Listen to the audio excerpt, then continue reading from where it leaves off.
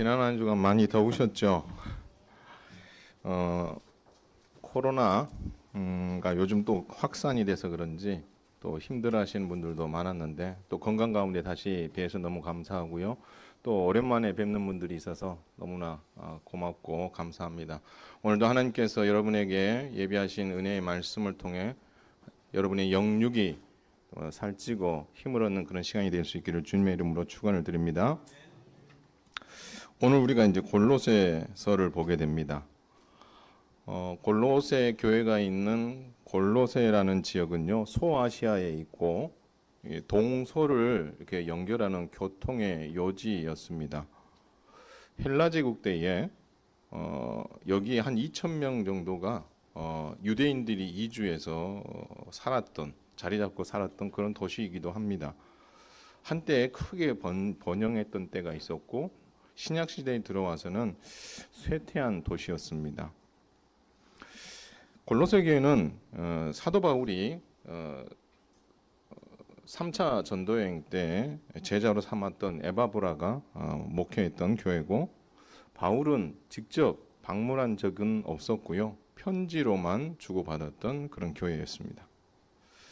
근데 여러분, 우리 골로새서가 짧게 4장으로 되어 있지만 그 안을 들여다보면 바울이 예수 그리스도가 어떠한 분인가에 대한 이야기를 참 많이 합니다. 이걸 기독론이라고 하는데요. 예수님이 어떤 분인가, 예수님이 무엇을 하신 분인가, 이런 이야기들을 아주 이렇게 짧은 책인데도 불구하고 집중적으로 다루고 있습니다. 그 이유는 뭐냐면 이 교회 안에 많은 이단들이 침투해 들어왔고 그것 때문에 위기에 처해 있는 상황입니다. 여러분이 잘 알고 있는 것처럼 영지주의라는 게 있고요. 금욕주의, 신비주의, 같은 맥락에서 조금씩 달라지는 그런 어떤 이단들입니다. 그리고 유대주의자들이 그 안에 또 팽배해 있었죠.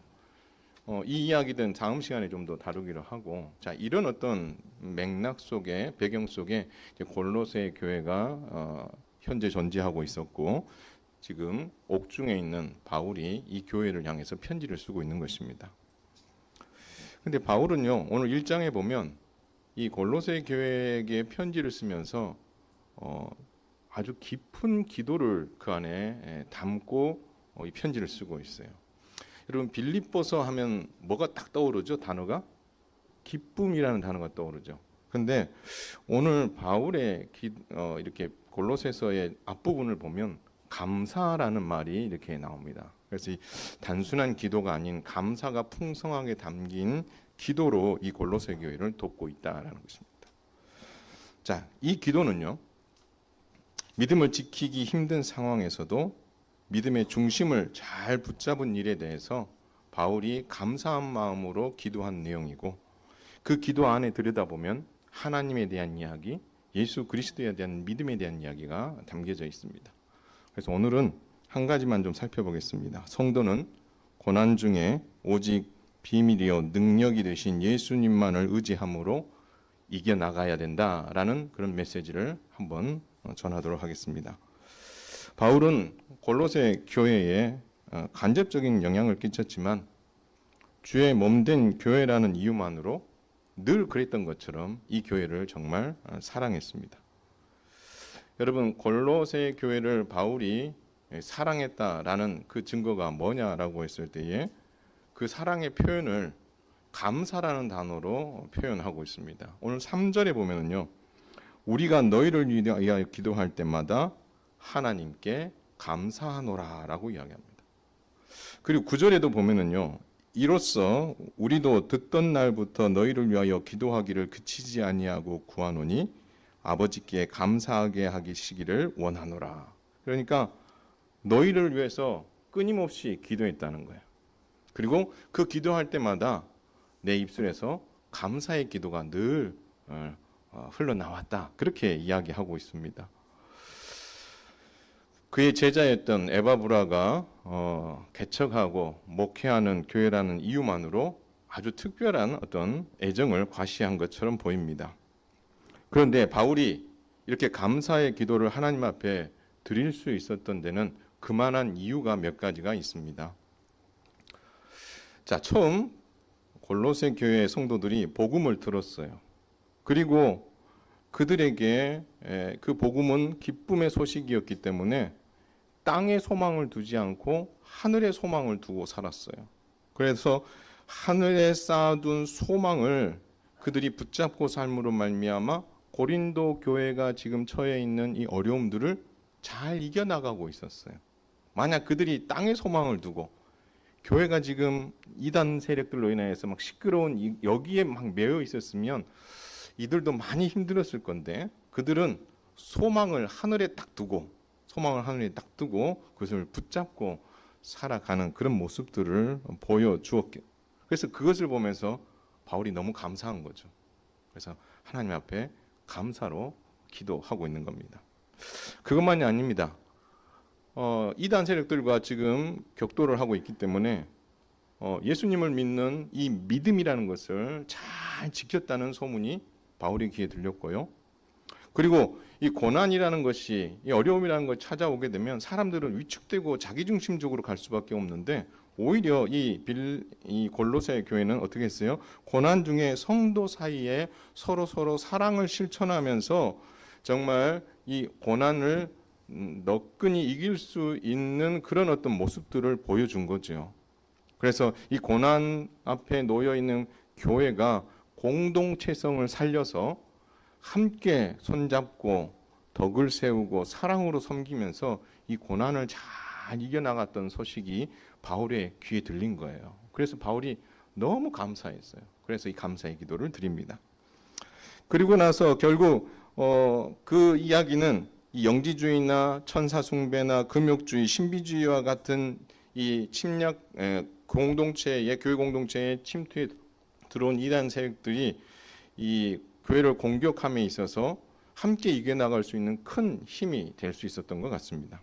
그런데 골로새 교회는 이 교회 안에서의 어떤 믿음을 지키고 사랑으로 섬기는 일들만 한 것이 아니라 교회 밖에서도 선한 열매를 맺었다라고 이야기하고 있고, 그리고 그 잘하고 있다는 소식이, 이 좋은 소식이 이제 감옥에 있는 이 바울의 귀에 들린 거예요.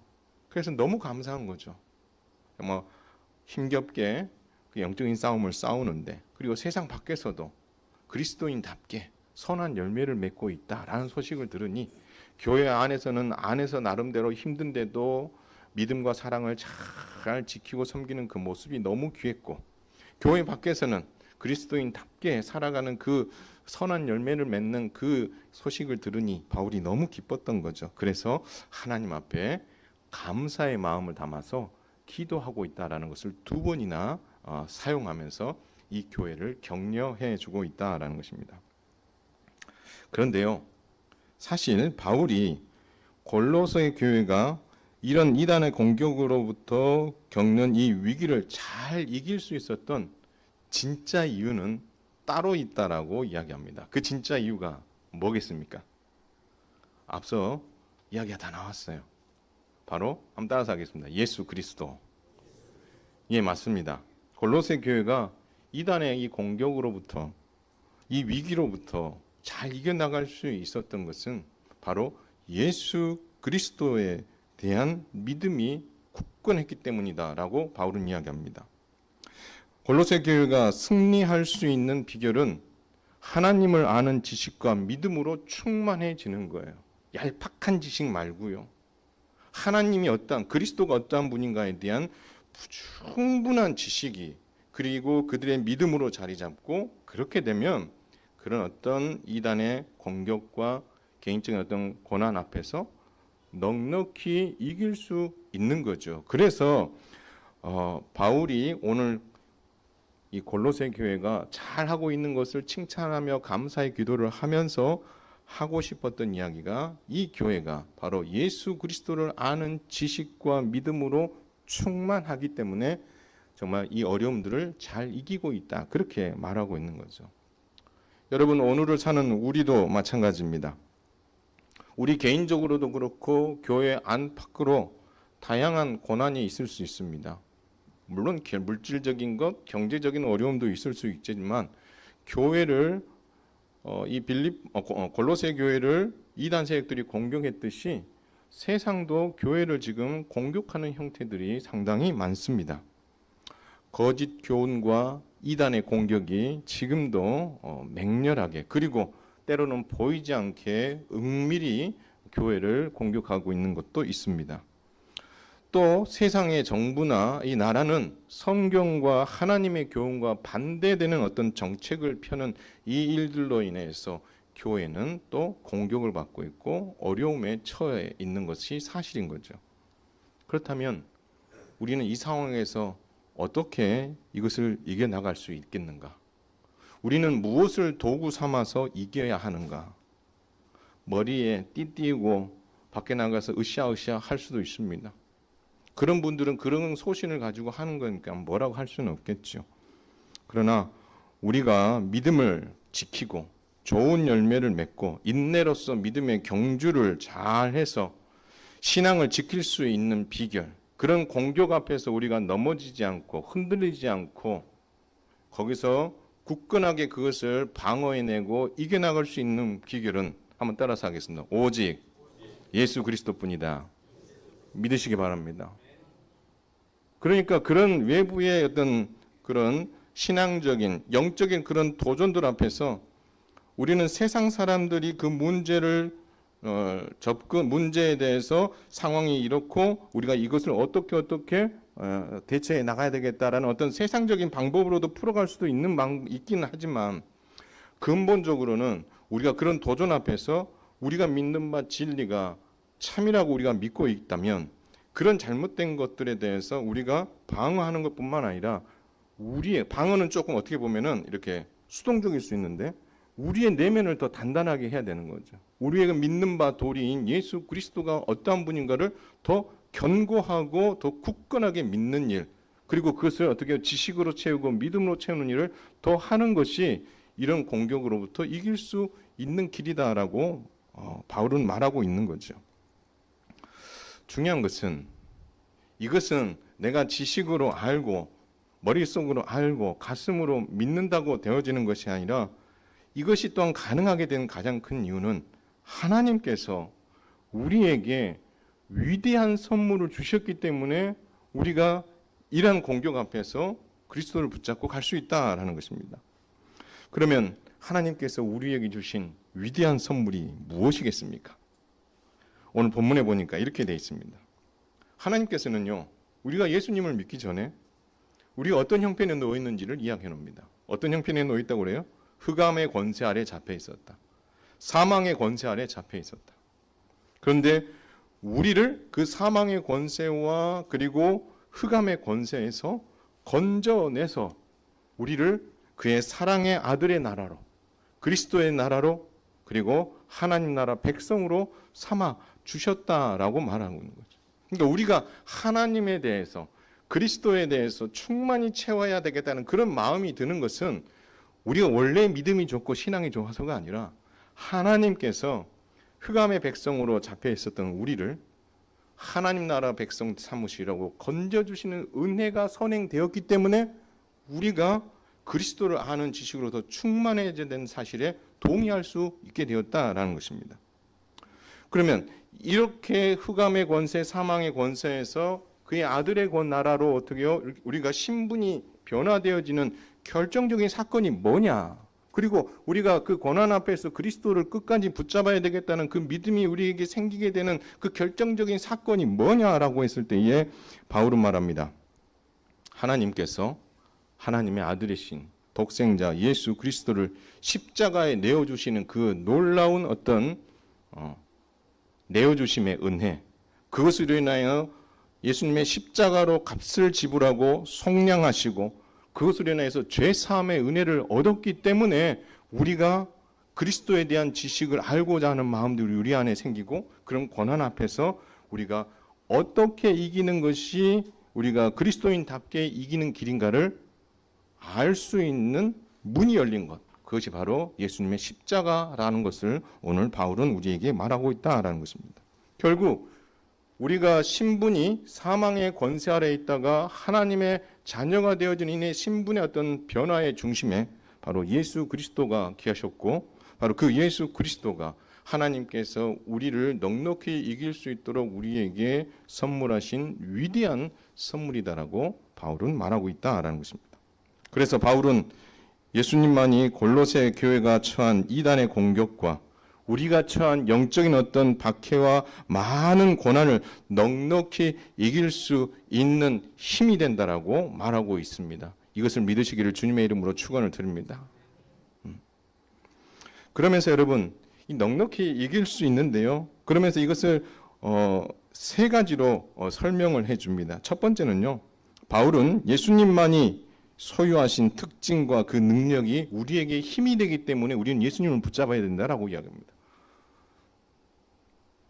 예수님이 우리에게 어떤 분인가? 그에 대한 이해가 없으면 그냥 예수님 믿으세요. 예수님 믿으면 복 받아요. 예수님 믿으면 잘 받아요. 잘 돼요. 이런 이야기를 할 수 있지만 우리가 고난 앞에 딱 처했을 때에 예수님이 어떠한 분인가를 명확하게 한다면 결코 흔들리지 않겠죠. 그래서 바울은 말합니다. 넉넉히 그런 어려움 앞에서 우리가 이길 수 있는 힘은 바로 예수님 그분만이 가지고 있는 그분만의 특징과 그 능력이 우리에게 힘이 된다라고 말하고 있는 것입니다. 그렇다면 바울은 이 예수님을 어떻게 소개하고 있는가? 여러 가지로 소개하고 있어요. 짧게 읽고 넘어갑니다.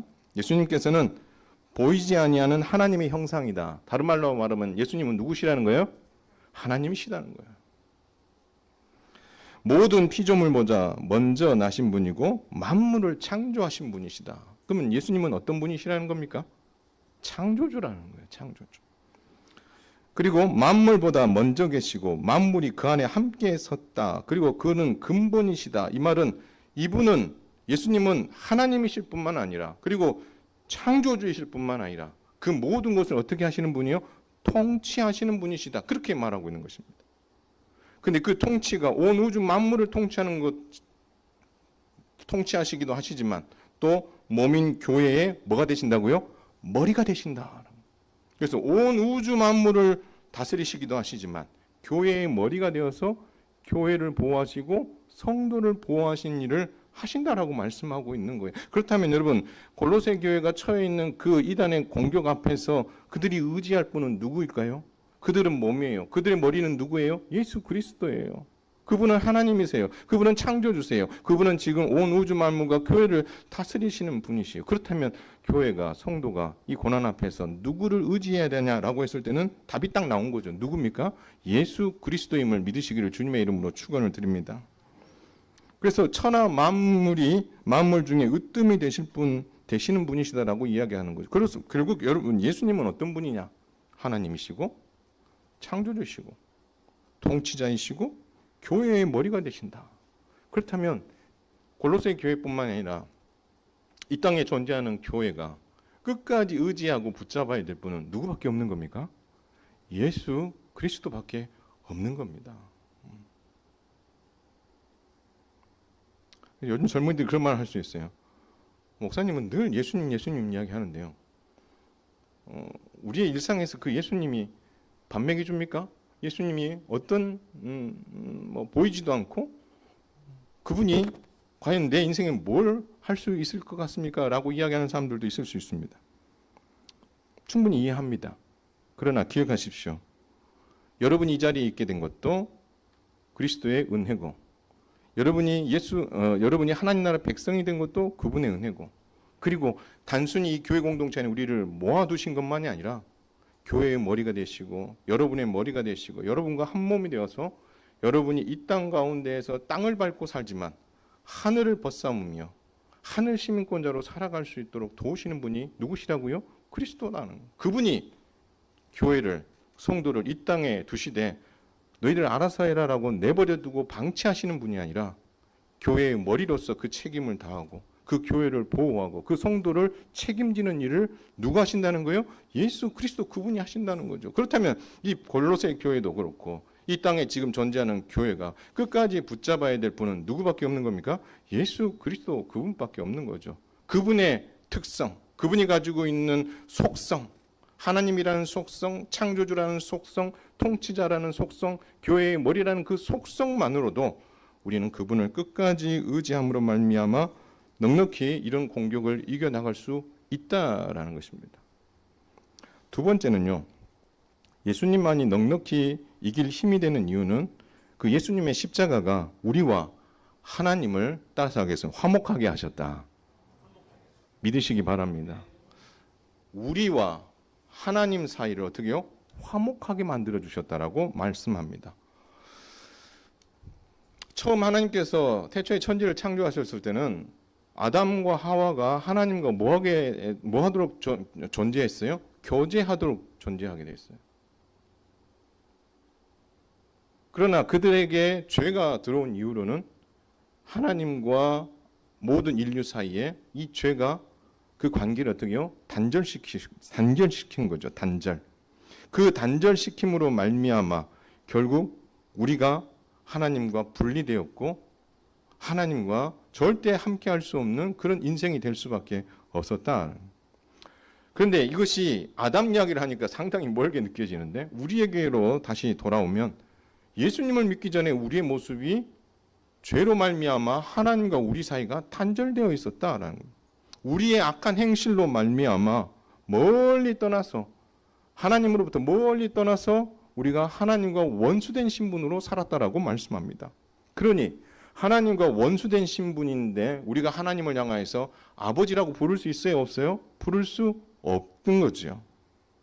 그렇기 때문에 하나님을 아버지라고 못 부르니까 하나님을 뭐 할 수 없는 거예요? 의지할 수 없는 거고요. 그때는요 우리가 하나님을 알 수도 없고 알려고도 하지 않는 상태였기 때문에 하나님은 우리하고 아주 무관한 그런 관계에 놓여 있었던 거죠.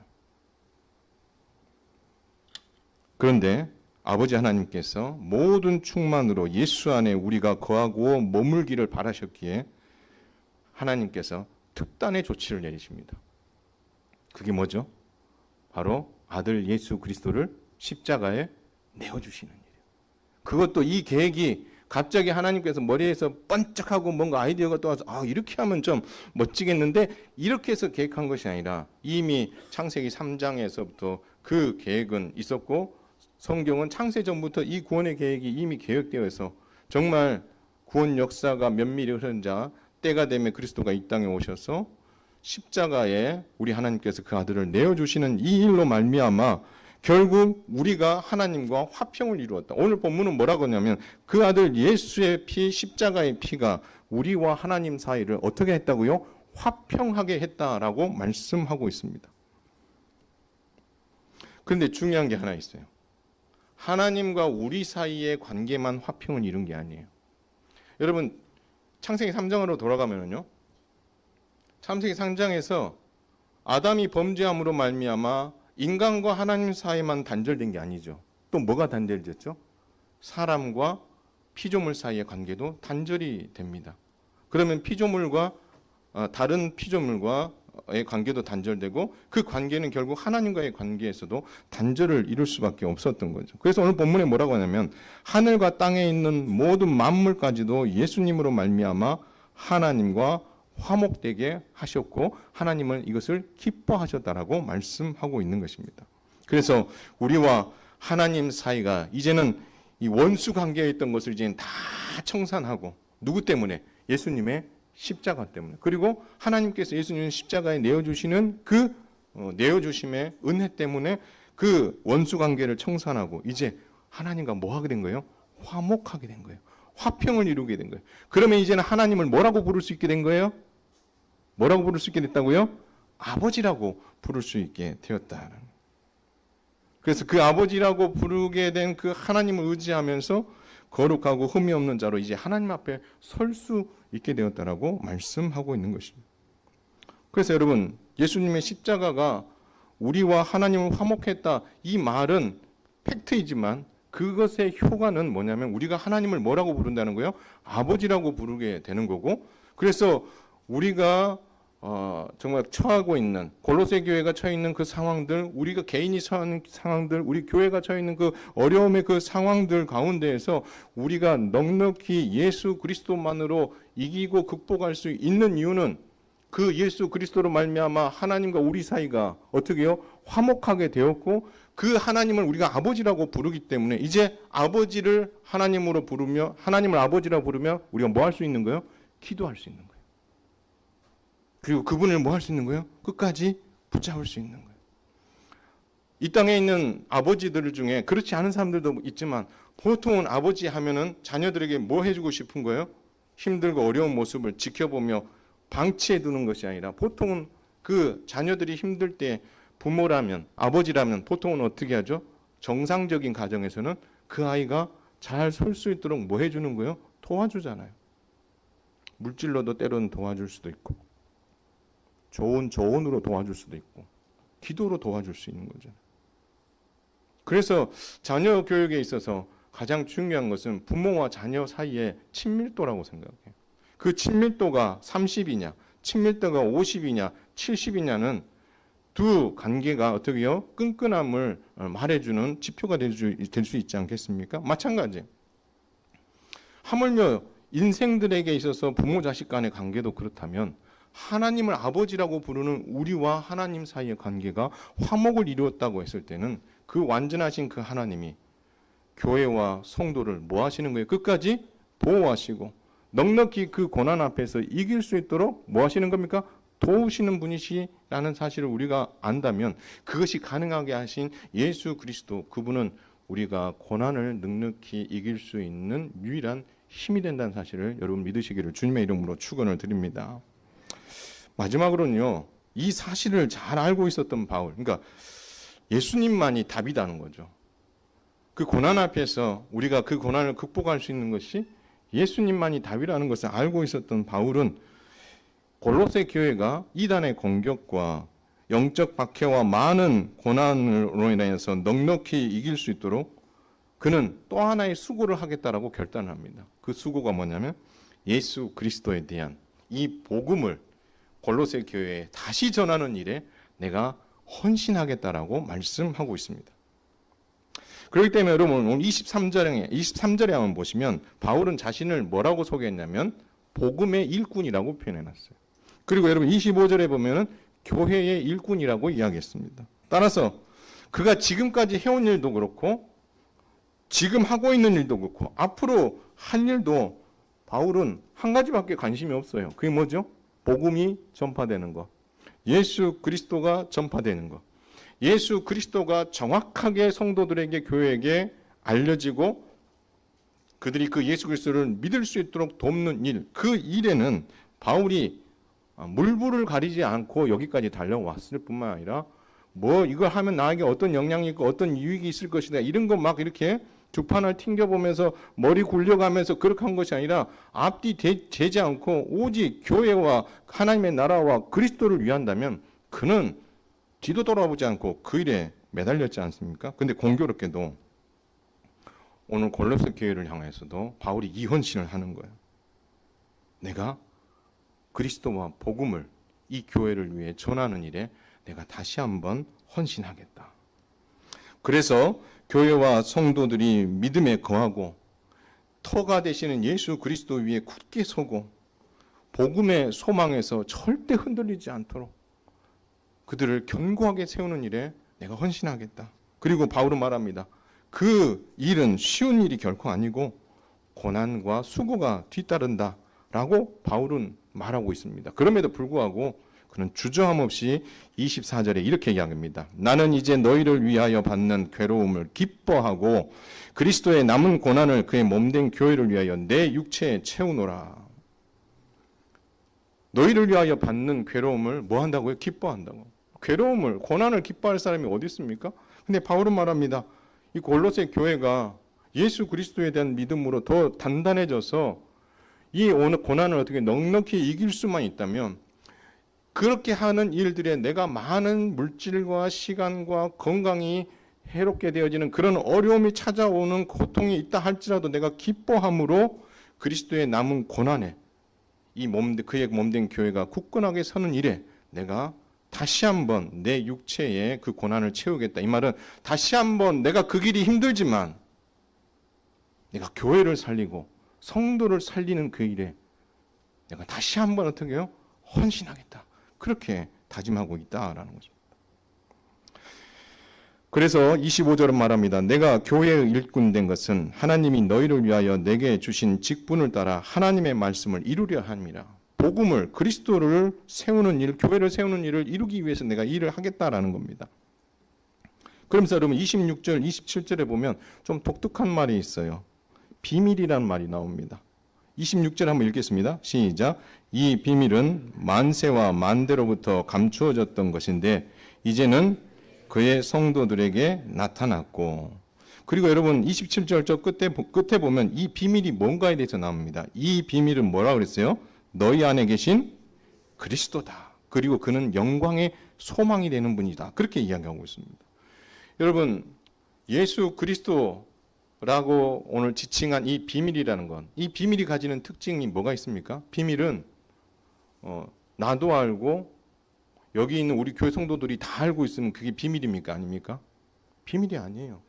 비밀은요, 나 혼자만 알고 있는 것, 아니면 소수의 사람만 알고 있는 아주 특별한 거예요. 그 누구한테 알려주지 않고 끝까지 어떻게 감추어 두는 거죠.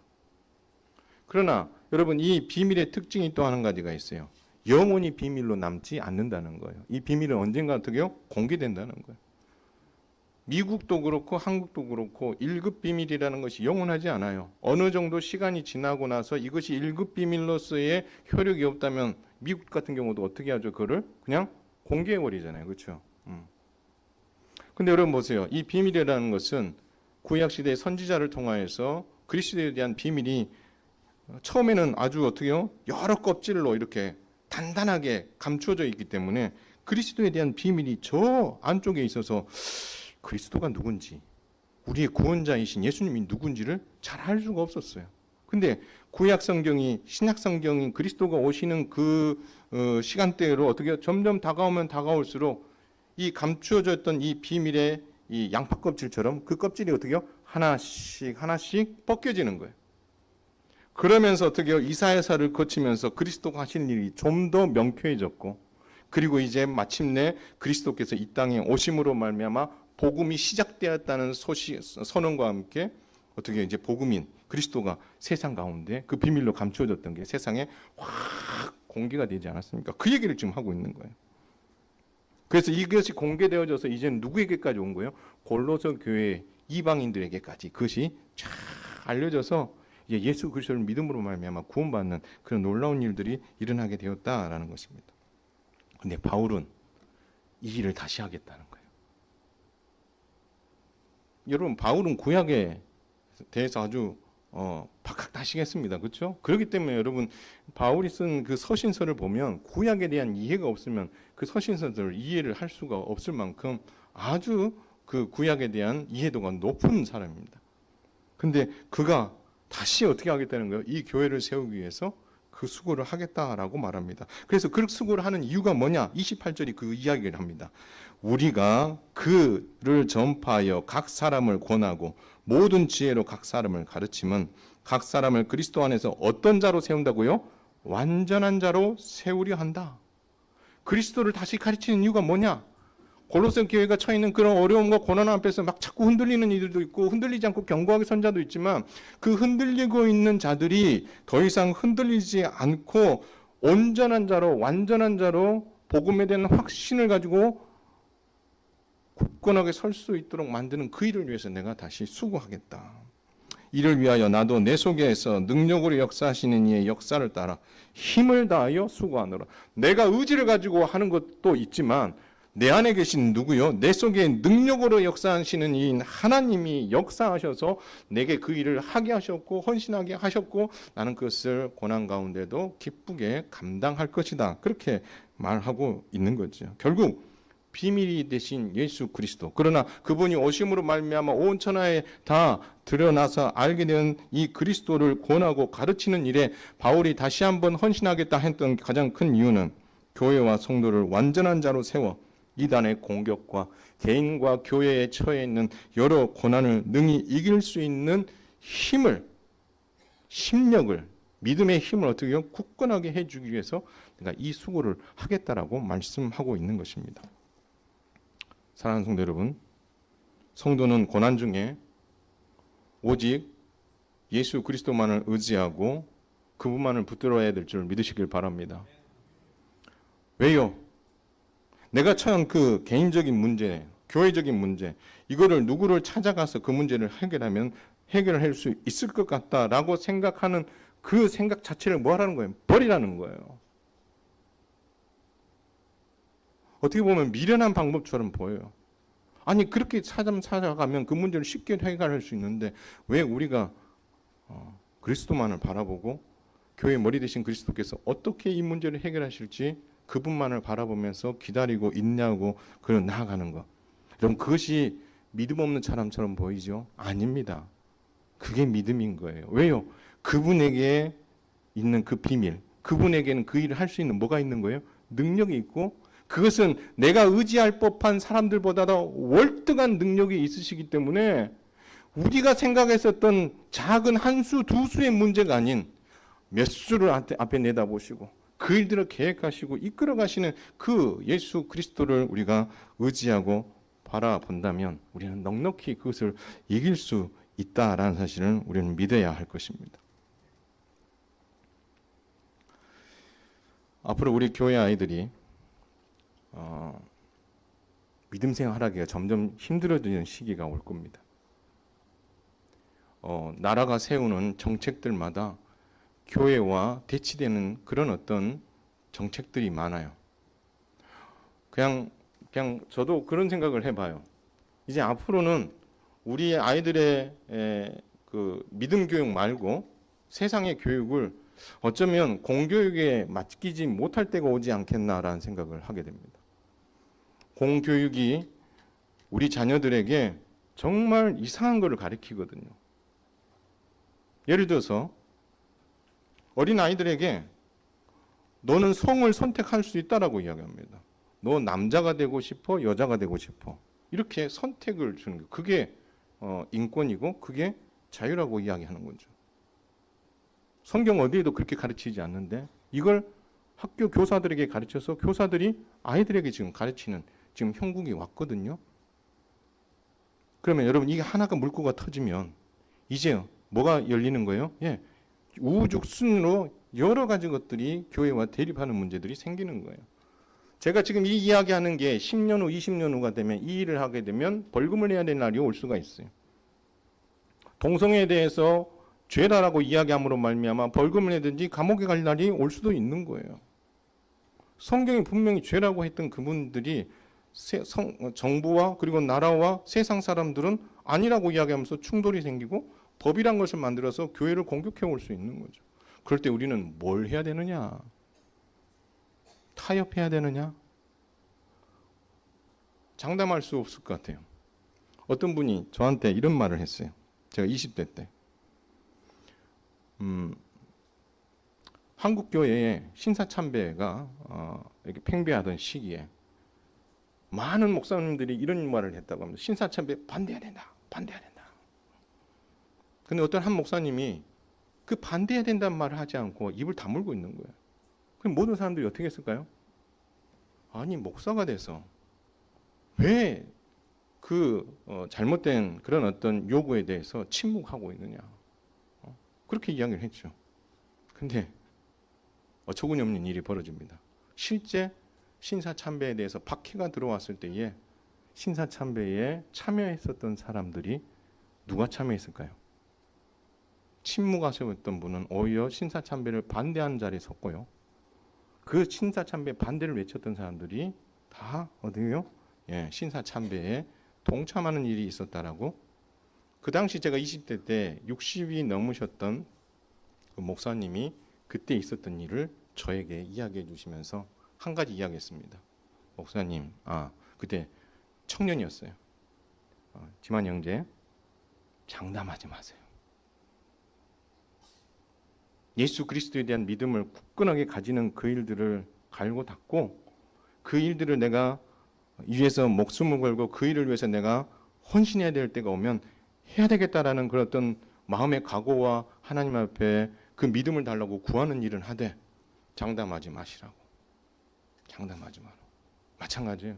여러분 우리가 자녀들을 키우는 일들도 누가 장담할 수 있습니까? 내 자녀가 다 잘 될 거라고 누가 장담할 수 있을 거고 내 자녀가 끝까지 내가 믿는 바 믿음을 이어받아서 정말 함께 믿음의 자리에 서는 그 일들이 있을 거라고 누가 장담할 수 있겠습니까? 목사님 저도 장담 못합니다. 그렇기 때문에 애들하고 부딪혀 가면서도 성경을 읽고 어떻게 하면 성경을 줘야 되겠다. 듣기 싫어도 하려고 하는 이유가 뭐냐면 안 그러면 답이 없거든요. 왜 그 아이들에게 그 성경을 주고 왜 그 아이들에게 예수 그리스도를 가르칩니까? 예수님 믿고 천국 가게 하기 위해서입니까? 맞습니다. 그러나 또 다른 게 있는 거죠. 바로 이 땅에서 하나님 나라 백성으로 살아가는데 그들에게도 오늘 골로새 교회와 오늘 이 시대를 살아가는 성도들이 겪는 많은 어려움과 고난들이 그들을 어떻게 침략하고 공격해 올 텐데 그들은 과연 그런 공격 앞에서 어떤 것으로 방어하고 어떤 것으로 공격하려고 할 것인가? 세상의 가르침처럼 그 어떤 논리적인 방식, 일처리하는 그 능력, 어떤 사람과의 관계에 내가 아는 사람이 연줄이 있어서 이런 어떤 방법으로 그 문제를 풀어가는 게 맞는지 아니면 예수 그리스도에 대한 믿음, 그분이 창조주이시고 그분이 하나님이시고 그분이 지금도 통치하고 계시고 지금도 교회의 머리로서 이 교회를 보호하시고 나를 보호하고 계신다는 그 믿음으로 그 고난을 넉넉히 이기는 자로 세워갈 것인지 우리는 어떻게 해요? 결단할 때가 분명히 올 거라는 겁니다. 그래서 여러분 지금 믿음 생활하시는 분들 우리는 옛날에 이랬어 이런 말 하지 마시고요. 앞으로 우리의 자녀들이 더 힘든 믿음 생활을 하게 되고 그 여건들에 놓이게 될 거예요. 그래서 우리가 기도하고 그 아이들을 위해서 어떻게 해요? 신경을 쓰고 그 아이들에게 어떻게 해서든지 그리스도와 하나님의 말씀을 주려고 애를 써야 되는 이유는 뭐냐면 우리의 싸움은 혈과 육의 싸움이 아니라 어둠의 권세를 향한 영적인 싸움이라는 것을 우리가 알기 때문에 그것을 이기는 길은 누구밖에 없는 거예요? 예수 그리스도 그분밖에 없기 때문에 우리가 그들에게 그것을 주려고 하는 거거든요. 우리 아이들만이 아니고요. 우리도 마찬가지예요.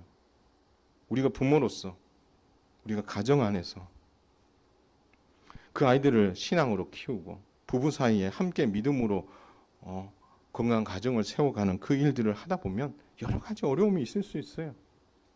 물질적인 어려움도 올 수 있고 예상치 못한 질병으로 인해서 고통할 수도 있고 의견 충돌로 인해서 감정이 상할 수도 있고 많은 일들이 있을 수 있죠. 여러분 그런 일들 앞에서 우리는 누구를 의지하시렵니까? TV에 요즘 유명한 그런 어떤 상담자들의 그 이야기에 우리는 너무 전폭 신뢰합니다. 그 이야기는 완전히 100%야. 그 이야기는 들으면 반드시 그렇게 해야 돼. 근데 하나님의 말씀에 대해서는 그렇게 생각 안 해요.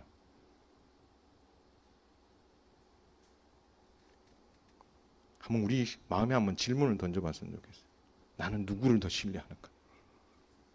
나는 그런 세상에 학문에 탁월한 사람들의 가르침에 내 마음을 빼앗기고 그게 정답이다 생각하고 따라가고 있는지 우리 부모 입장에서 아니면 하나님께서 가르치시는 바 그 교훈과 그 가르침 안에서 아니라고 했을 때에 우리가 거기에 대해서 아니다고 믿고 갈 수 있는 그런 부모로서의 자격을 갖추는 일들을 우리가 지금 해야 되고 그것을 감당해야 되는 거죠. 여러분 청년들도 마찬가지. 청년들도 이 청년 때 뭘 해야 되느냐? 이번 청년대학부 주제입니다. 20대 때 뭘 해야 되느냐? 지금 다 이야기하면 안 됩니다. 제가 그날 할 얘기가 없습니다. 근데 여러분 이게 우리 모두의 문제고 우리 가정의 문제고 우리 교회의 문제라는 거예요. 말씀을 맺습니다. 성도는 고난 중에 오직 비밀이요 능력이신 예수님만을 의지함으로 이겨나가야 될 줄 믿으시길 바랍니다. 우리 현흥교회는 고난 중에 많은 세상의 공격 앞에서 비밀이 되시고 능력이 되신 그 예수 그리스도만을 의지하고 그분으로 인하여서 승리를 경험함으로 말미암아 세상의 방식으로 정말 세상의 통치자들이 그것을 통치하더라도 그 위에 계신 참 통치자이신 그리스도께서 세상을 어떻게 통치해 가시는지를 여러분 정말 믿음의 눈으로 바라보고 지금도 그리스도가 살아계시고 지금도 교회를 다스리시고 온 우주 만물을 다스리고 계신다는 것을 여러분의 인생에서 그리고 우리가 경험하고 있는 이 시대에서 우리가 경험함으로 말미암아 그리스도를 더 신뢰하고 그분만을 붙잡고 살아가는 멋진 믿음의 성도들 되시기를 주님의 이름으로 축원을 드립니다.